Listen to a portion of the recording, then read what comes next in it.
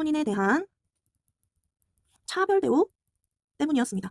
누구라 차별을 하는 걸까요? 그렇죠. 신식군대인 별기군과의 차별이 있었고 13개월 동안 급료가 밀려 있었는데 이 지급된 급료에 겨와 모래가 섞여 있자 결국 폭발하게 되었죠. 그리고 여기에 개항 이후 경제적 어려움이 있었던 도시의 하층민들까지 참여하면서 난이 크게 번져가게 됩니다. 도시의 하층민들은 왜 어려웠겠어요?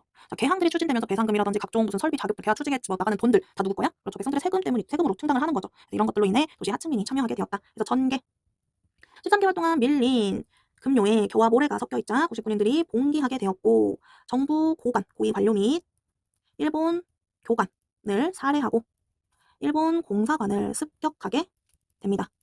여기에 하층민들이 합세하면서 난이 커져가는 모습을 보이게 되자 민씨, 명성황후죠. 민씨는 충주로 피신을 하였고 고종은 흥선대원군의 도움을 요청하게 되었죠. 그래서 흥선대원군이 재집권하게 되면서 정부가 추진하고 있었던 개화 정책을 다 돌려버리는 모습을 보여주게 되죠. 어떤 것들이 있었어요? 그렇죠. 개화 정책을 총괄했던 통리 기무 아문을 폐지하고 별기군을 폐지하고 오군영을 부활시키는 등의 일들을 하게 됩니다. 그러자 민씨 일파가 청해, 파병, 도움을 요청하게 되면서 청나라가 흥성대원군을 납치해가며 이모군란을 진압하는 모습을 보여주게 되죠.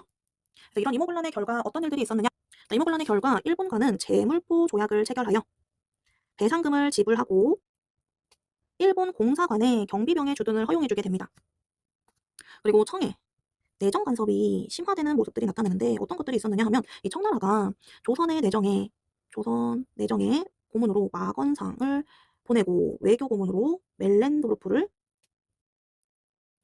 파견하면서 간섭하는 모습들이 나타나게 되죠. 거기다가 조청, 상민, 수륙, 무역, 장정을 체결하게 되는데 이거는 조약의 명칭에서 알 수 있듯이 조선은 뭐다? 청의 속방국이다, 속국이다라고 명시를 해놨었어요. 그리고 여기에는 양화진과 한성에 점포를 설치한다라면서 내지 통상권, 내륙 통상권을 허용해주죠. 원래는 개항장에서만 거래를 할 수 있었는데 양화진과 한성에 점포를 허용해주면서 우리 조선 상인들이 되게 큰 타격을 입게 되었다. 그리고 이런 이모군란 이후에 청의 간섭이 심화되면서 개화파들이 분화되는 모습들이 나타나게 되죠. 왜? 청에 대한 입장 차이, 청을 어떻게 해야 되냐? 입장 차이와 그리고 개화 정책 추진 방식의 문제가 차이가 생기면서 분화되는 모습이 나타나게 된다. 그래서 이런 개화파의 분화가 온건파와 급진으로 나타나게 되는 거고 온건에는 대표적으로 김홍집, 김윤식 등이 있었다.